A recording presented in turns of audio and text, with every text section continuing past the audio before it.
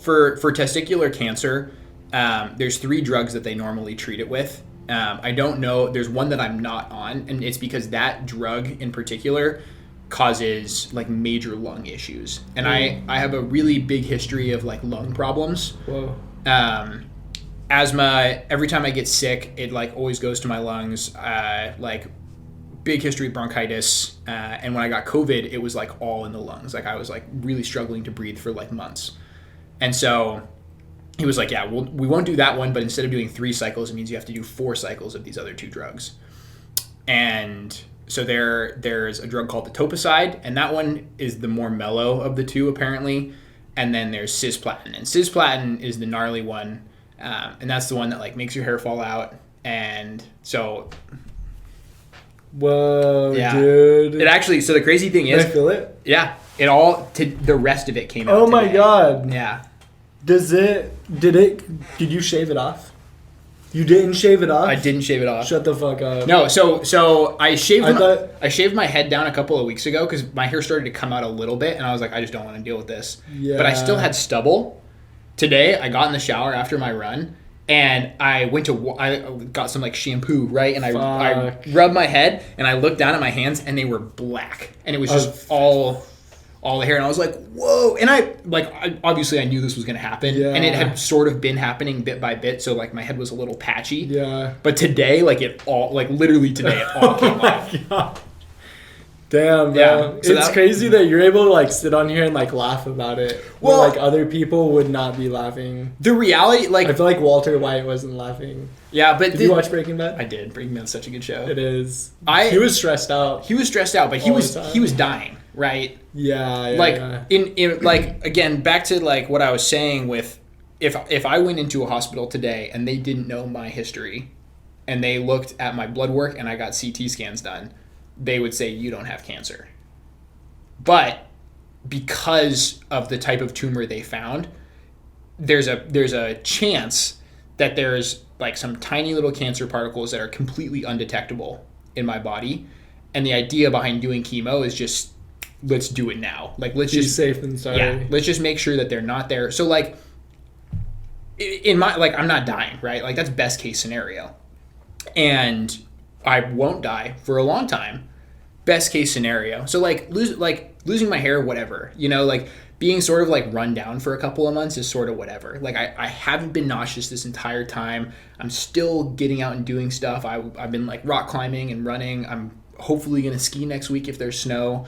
Like I'm still living my life as much as I can. And the new job that I'm working is very like supportive of my health as well.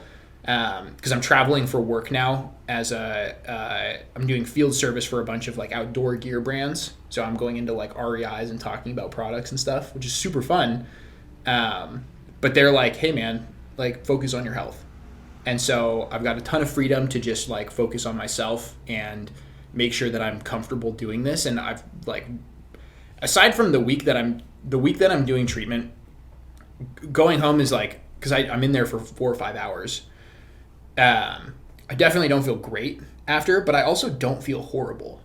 Like I can, as long as I don't just sit down, as long as I keep moving, I can pretty much keep moving. And then I'll go to bed at like 8 or 9, and just try to get tons of sleep. And so I'm living as regular of a life as I can right now, knowing that come the end of December, like that's it. I'm good for the foreseeable future. Okay. Yeah. Okay. Because I'm You're almost done. Yeah, I'm halfway done right now. I've got 2 more cycles, and like it's not. Chemo sounds really scary. Cancer sounds really scary, and I sort of operate in this bubble of like, as long as I know the details, like I need to know like what to be afraid of, because usually when you learn about like the whole scenario, when you get all the details, everything feels less scary. That's like so many things in life. As long as you know what's going on, like most of us aren't afraid of the thing, we're afraid of not knowing. And so throughout this whole process, the times that I felt like anxious or afraid have been the times where I'm like waiting for information. And I fully have all the facts now. Like I know everything that I need to know about this, and I know at the end of it, I'm just good. and I can get back to my life, and I can like do all the things that I want to do that I have been doing just at a lesser level, I can just resume, basically.